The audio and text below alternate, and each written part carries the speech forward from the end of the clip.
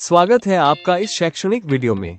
आज हम पढ़ेंगे कक्षा 8 इतिहास, हमारा अतीत, भाग 3, अध्याय 2, व्यापार से साम्राज्य तक के पृष्ठ 24 पर दिए गए रिक्त स्थान और सही गलत प्रश्नों के उत्तर।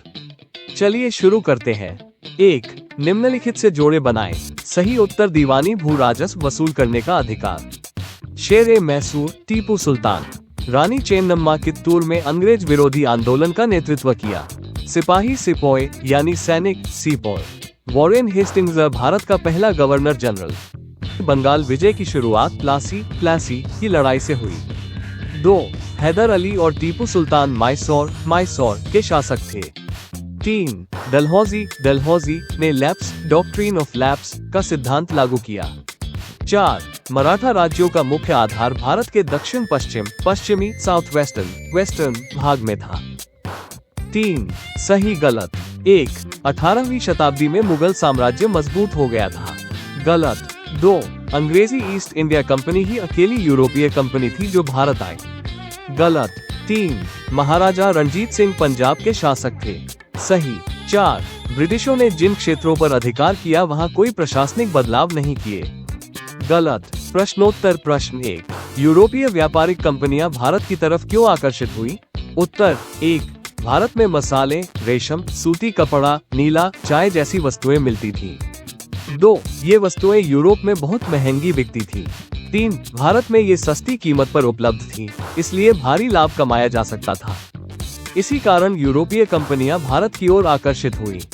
प्रश्न 2. बंगाल के नवाब और ईस्ट इंडिया कंपनी के बीच किन बातों पर विवाद हुआ था? उत्तर। 1. कंपनी के अधिकारी व्यापार में विशेषाधिकारों का दुरुपयोग करते थे और कर नहीं देते थे। 2. कंपनी किलेबंदी करने लगी और अपनी सेना रखने लगी। 3. नवाबों को संदेह था कि अंग्रेज उनके अधिकार छीनना चाहते हैं। 4. कर मुक्त व्यापार करने से बंगाल के शासकों को नुकसान होता था। इन्हीं कारणों से नवाब सिराजुद्दौला और कंपनी के बीच संघर्ष हुआ। प्रश्न 3. दीवानी मिलने से ईस्ट इंडिया कंपनी को किस तरह फायदा पहुंचा? उत्तर। 1. 1765 ही में इलाहाबाद संधि से कंपनी को बंगाल, बिहार और उड़ीसा की दीवानी राजस्व वसूली का अधिकार मिली। 2.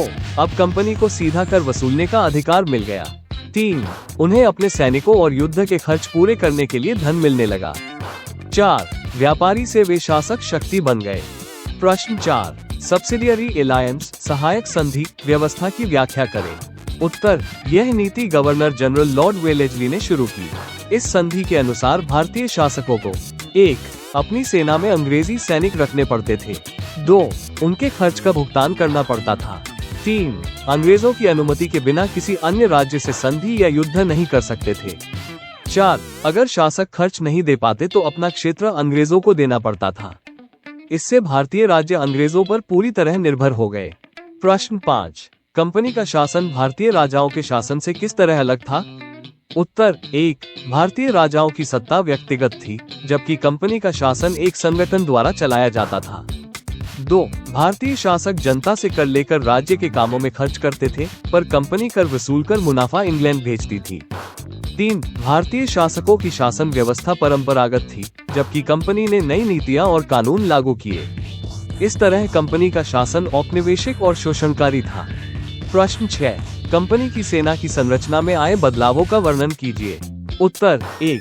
प्रारंभ में कंपनी के पास थोड़े सैनिक थे जो कारखानों की रक्षा करते थे। 2. बाद में कंपनी ने बड़ी सेना बनाई जिसमें यूरोपीय अधिकारियों के नेतृत्व में भारतीय सिपाही रखे गए।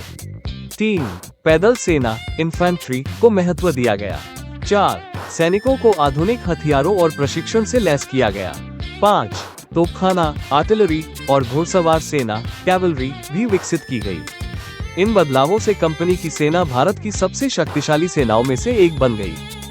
प्रश्न 8. बंगाल में अंग्रेजों की जीत के बाद कोलकाता एक छोटे से गांव से बड़े शहर में तब्दील हो गया। औपनिवेशिक काल के दौरान शहर की यूरोपीय और भारतीय निवासियों की संस्कृति, स्वरूप और जीवन के बारे में बताइए। उत्तर। 1. कोलकाता का विकास। प्लासी 1757 और बक्सर 1764 की जीत के बाद अंग्रेजों ने कोलकाता को अपना मुख्यालय बना लिया।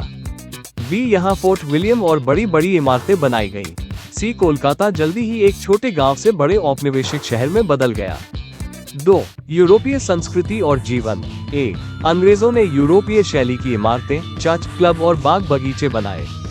बी. यूरोपीय लोग अलग बस्तियों, व्हाइट टाउन में रहते थे। सी. वे भारतीयों से अलग रहना पसंद करते थे।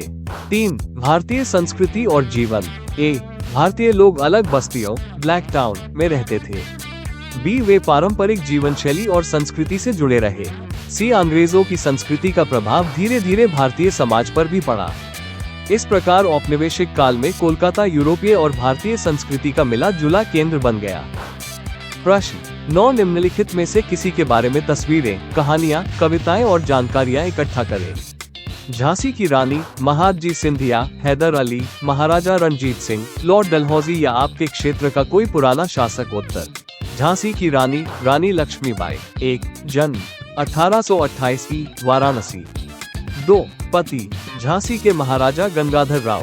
3. संघर्ष डलहौजी की लाप्स नीति के कारण अंग्रेजों ने झांसी हड़पने की कोशिश की। 1857 के विद्रोह में उन्होंने वीरता से अंग्रेजों का मुकाबला किया। उन्होंने कहा था, मैं अपनी झांसी नहीं दूंगी। 4. मृत्यु 1858 ई में ग्वालियर के युद्ध में वीरगति प्राप्त हुई।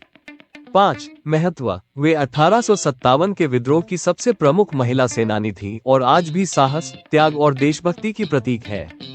तो दोस्तों, आपने देखा पृष्ठ 24 के सभी रिक्त स्थान और सही गलत प्रश्नों के उत्तर। अगर वीडियो अच्छा लगे तो लाइक करें, शेयर करें और चैनल को सब्सक्राइब करना न भूलें।